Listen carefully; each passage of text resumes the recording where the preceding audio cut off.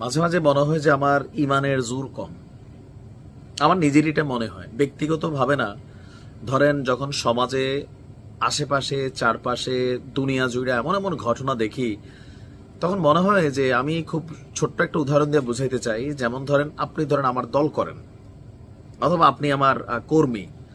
তো আপনার একটা বিপদ হয়েছে, হ্যাঁ, তো আপনার এই বিপদটা সম্পর্কে আমি জানি, বা আপনি আমার ফোন করে জানাইলেন, ভাই এরকম একটা বিপদে পড়ছি। আমি চুপচাপ। তো বিপদটা আস্তে আস্তে আসলো কি, যে আপনার পিছনে 3জন মানুষ লাগছে, আইসে আপনার ঘরের দরজা ভাঙতেছে। আমার কাছে আছে পুরো ফোর্স, চাইলে আমি 1 সেকেন্ডে সব শেষ করে দিতে পারি। তো আপনি আমার ফোন দিলেন, ভাই আমি বললাম আমি আসি, বাট আসি, ভয় পেও না, টেনশন করো না।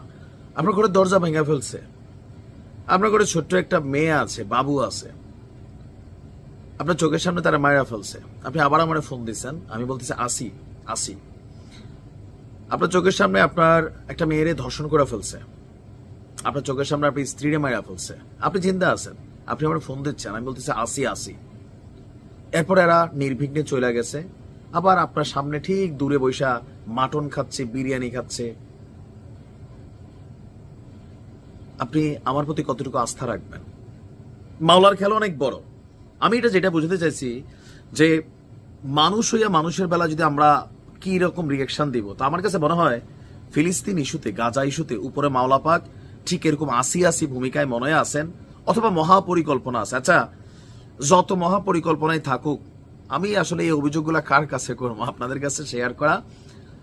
আমার যখন সব শেষ হয়ে গেল, আমি মরে গেলাম, এরপরে এই ফিলিস্তিনের বিপরীতে যারা হাত দিছে, বাইডেনের ক্যান্সার, পুরো ইসরায়েল শেষ হয়ে গেলে আমি তো দেখে যেতে পারলাম না।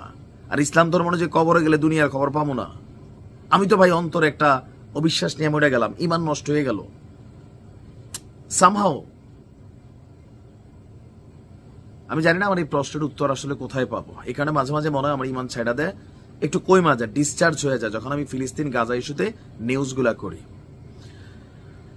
মানে এখন আবার দেখেন, গতকালকে রাত্রে থেকে যেই খেলা শুরু হয়েছে, একদিনে আমি তো এগুলো সংখ্যাগুলো ঠিকমতো বলতে পারি না, জাস্ট 1 ঘন্টা 149 নাই। আমি যখন নিউজটা শুরু করছি, সর্বাত্মক সর্বাত্মক পর্যন্ত স্থল, জল, আকাশ, প্রযুক্তি যা আছে, গোয়েন্দা, গুপ্তচর, গেরিলা, সর্বাত্মক হামলা শুরু করছে। আপনার স্থল হামলাটা এতদিন যেটা করতে পারে নাই, এটা আবার শুরু হয়েছে। চুনচুনকার ঘরে ঢুইকা ঢুইকা ঠকতেছে। আর এই তথ্য জানিয়েছে ইসরায়েল প্রতিরক্ষা বাহিনী, আইডিএফ। তারা বলছে